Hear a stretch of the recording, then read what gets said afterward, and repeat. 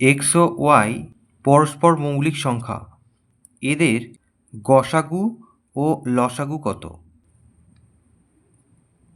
তাহলে দুটো পরস্পর মৌলিক সংখ্যা হচ্ছে এক্স ও ওয়াই। দুটো পরস্পর মৌলিক সংখ্যা যদি হয় তাহলে তাদের গসাগু সকল সময় কত হয়? তাদের গসাগু সকল সময় হয় 1। আর তাদের লসাগু কত হয়? তাদের লসাগু এই দুটো গুণ করলে যা হয় তাই, অর্থাৎ সংখ্যা দুটির গুণফল। তাহলে গসাগু কত হবে? যেহেতু পরস্পর মৌলিক সংখ্যা তাদের গসাগু হবে 1। আর লসাগু কত হবে?